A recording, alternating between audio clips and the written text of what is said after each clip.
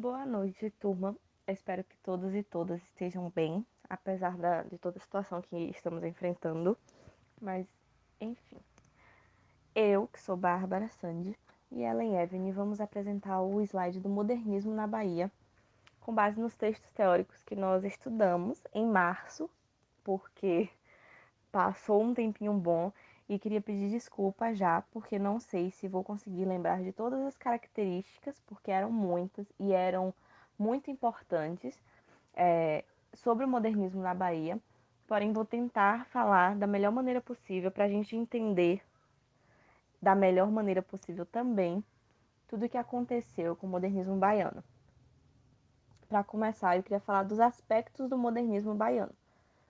Eu vou listar todos que estão no slide e depois eu vou explicá-los. Até a década de 30, apenas ecos do modernismo em outros estados haviam chegado na Bahia. Os poucos grupos que almejavam a modernidade não tinham condições para manterem firmes seus projetos. A Bahia era vista como um polo econômico falido. E os jovens, inconformados com a situação literária do estado, formavam grupos através de investimentos pessoais. Eles editavam suas próprias revistas. Então, na década de 30, não se ouvia falar do modernismo na Bahia. Apenas o que chegava lá eram traços do modernismo que aconteciam em outros estados. Obviamente, São Paulo e Rio de Janeiro apenas, né? Aconteciam muito nesses estados o modernismo vindo da Europa. Os poucos grupos, as poucas pessoas baianas que almejavam a modernidade não tinham condições para manterem firmes os projetos. Então, assim, por mais que eles tenham feito mobilizações intelectuais, manifestações em prol dos seus projetos, eles não conseguiram manter firme a situação diante de todo o cenário econômico que a Bahia estava vivendo na década de 30, entendem? Por isso também, pelo fato de enfrentarem uma crise econômica a ponto de ser considerada um polo econômico falido, a Bahia preferiu manter o seu estilo tradicionalista de ser, né? Então, o modernismo chegava em algumas pessoas, mas não chegava nem nos centros urbanos mais importantes. E o Estado era visto como precário, né? Porque a comercialização da época, que, se eu não me engano, era a comercialização do açúcar, não alcançava os devidos lucros. Daí, com tudo isso, alguns jovens inconformados com a situação literária do Estado, formavam grupos que, através de investimentos pessoais, editavam suas próprias revistas. Então, esses jovens, querendo fazer diferença, querendo trazer o modernismo, trazer uns traços novos para a Bahia, eles mesmos bancavam as revistas deles e tudo que eles iam falar. E aí se destacaram algumas revistas, como a revista Arco e Flecha, que marcou o modernismo no Estado, porque ela trouxe uma nova linguagem para a literatura e alguns traços simbolistas, mas ela não foi a mais importante, porque ela foi curta, teve um período curto de vivência, caiu logo, por conta de traços simbolistas mesmo até. Uma revista importante que merece destaque foi a Caderno da Bahia, porque ela foi colaboradora da Nova Modernidade, revolucionou o cenário das artes plásticas e da literatura na Bahia. A Mapa também é muito importante, é a segunda mais importante. Incentivou a busca pelas raízes baianas e por uma nova linguagem.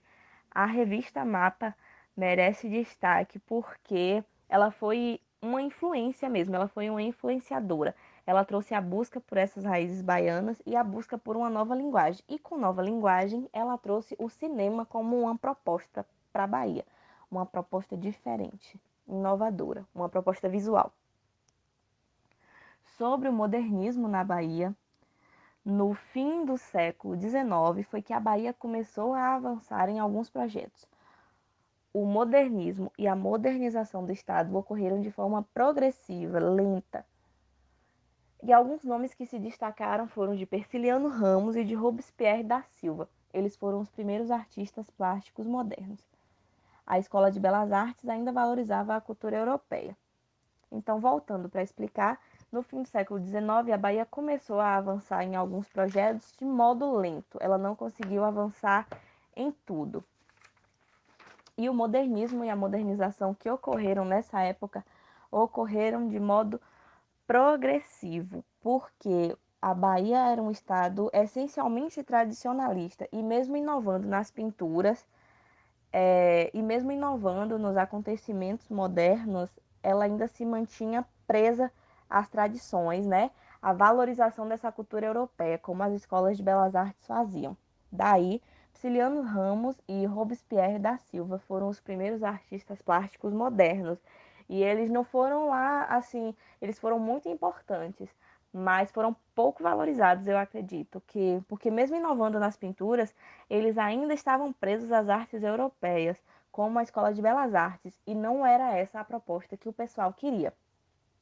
Daí, alguns jovenzinhos revoltados com essa situação e com esse cenário de que Persiliano Ramos e Robespierre da Silva se destacaram, artistas plásticos, beleza, mas ficam presos às tradições, presos à Europa, jovenzinhos criaram uma academia chamada Academia dos Rebeldes. Me perdoem se eu estiver falando muito rápido, é porque eu não quero que a apresentação fique muito grande para vocês. Essa Academia dos Rebeldes, eu trouxe uma citação para poder explicar qual era a ideia dela a princípio. Parte-se não apenas da hipotética importância do desconhecido papel da Academia dos Rebeldes para a moderna literatura brasileira, mas também certeza de que a rebeldia, guinada à condição de título do grupo, ultrapassa os arroubos juvenis e se inscreve como uma marca decisiva e constante dos seus participantes. Então, a Academia dos Rebeldes veio para ser uma oposição à Academia Brasileira. E como está ali no slide, jovens até então desconhecidos estavam cansados do conservadorismo da sociedade. Esses jovenzinhos desconhecidos estavam descontentes com o fato de que a sociedade e com o fato de que a academia brasileira apoiava essa sociedade, classe média alta, burgueses, que só pensavam neles próprios e só queriam ser retratados e que existissem retratos no sentido de arte mesmo, de maneira que agradasse apenas a eles. Jovens inconformados com isso decidiram se rebelar, se revoltar. Jovens até então desconhecidos, porém vocês conhecem alguns deles. Vou destacar o primeiro. Chamei de Acadêmicos Rebeldes. Jorge Amado, militantíssimo, com apenas 16 anos de idade, era militante do Partido Comunista. Ele teve sua primeira obra considerada moderna, que foi o livro A Bahia de Todos os Santos, publicado em 1938, mas ele nem considerava moderna. Estudiosos que estudaram ele é que consideravam moderna. Moderno mesmo, ele considerou um livro chamado O País do Carnaval, né? Brasil, obviamente. Nesse livro ele conta a história de um cara chamado Paulo, que foi educado em Paris, e aí ele chegou no Brasil com uma amante, que era francesa. E ele só queria saber dos amigos, dos advogados, dos juristas e dos intelectuais. Aí ele descobriu que a amante dele estava traindo ele com um dos empregados dele, que era negro. Aí ele tomou um choque, né? Porque ele vivendo toda aquela vida, se achando um máximo, perdeu a mulher para um provavelmente escravo e pobre, caiu na real, né? Entendeu que a vida é mais que dinheiro, amigos, advogados, juristas e fama. Então, Jorge Amado foi o primeiro acadêmico rebelde, e óbvio que vocês já conhecem ele, né? Já ouviram falar, imagina. Outro acadêmico rebelde foi Sosígenes, professora, me corrija se eu estiver errado depois. Sosígenes Costa. Ele tinha 16 anos e era poeta e ele era considerado rebelde. Ele se intitulava assim: Eu sou poeta e rebelde. Ele tinha umas obras poéticas, que foi um conjunto de obras poéticas, ele reuniu e fez um livro, e Irarana, que foi uma obra em 1933. Esses livros marcaram a carreira dele. Nesse Irarana, ele narra a formação étnico-cultural do sul da Bahia, como o índio, Iara a sereia e os encantos, e a chegada de Tupã Cavalo à região da produção de cacau na Bahia.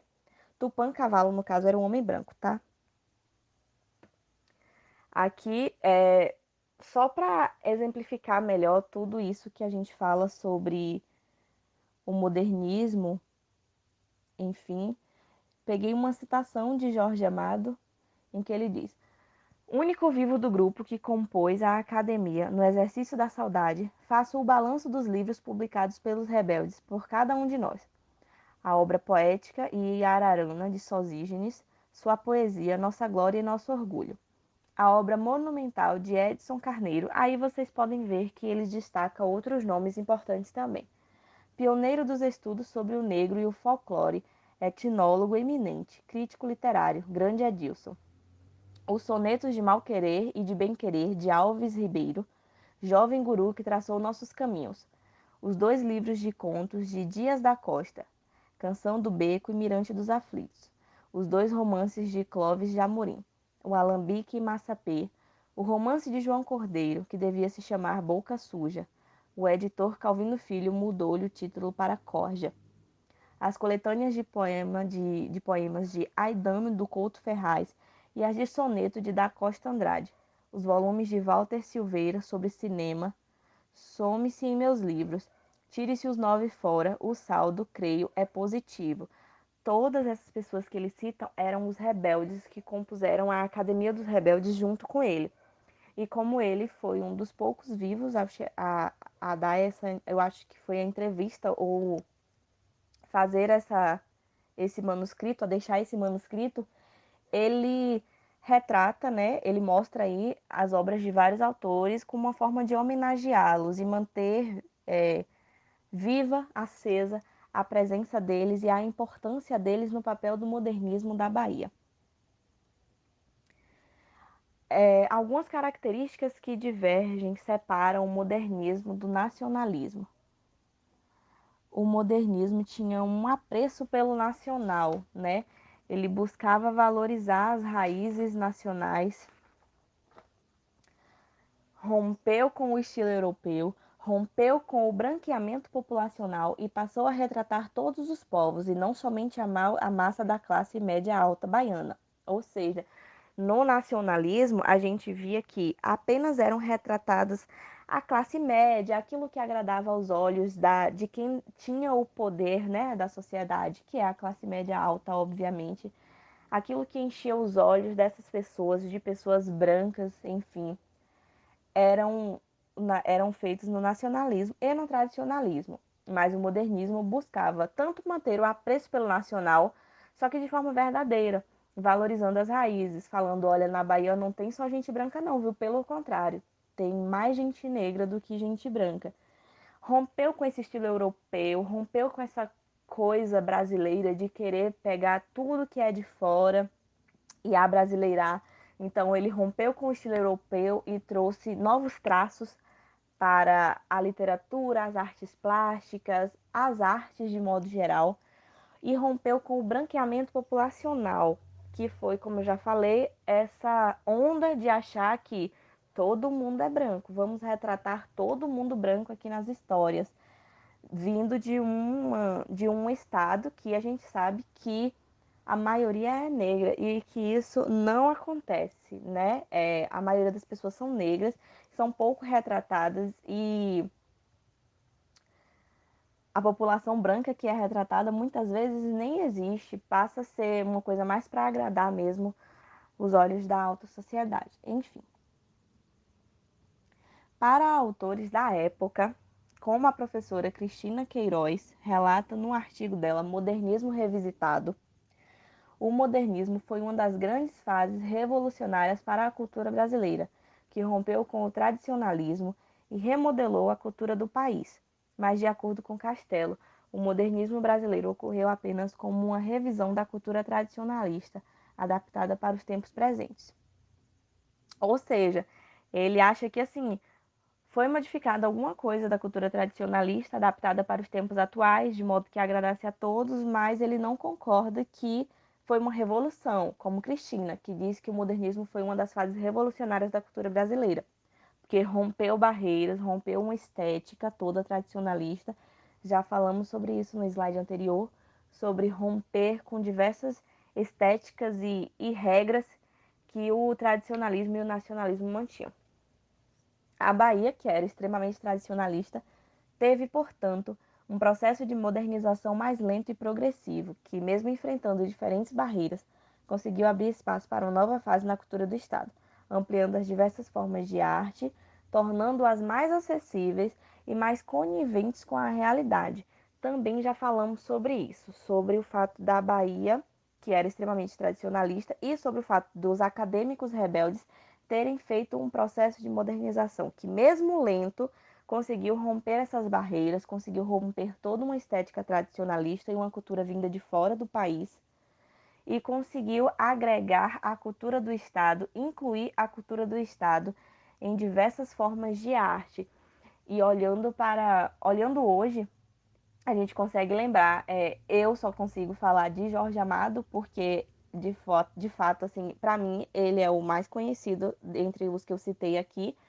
A gente consegue ver que as obras dele, embora ainda a gente vê que falte alguma coisa ou que não seja de fato aquilo mesmo que está sendo representado, é muito importante para a gente conseguir entender como as coisas funcionavam e como era um pouco da Bahia, sem ser aquela parte totalmente branca e europanizada, nem sei se essa palavra existe, mostrada nas outras culturas tradicionalistas.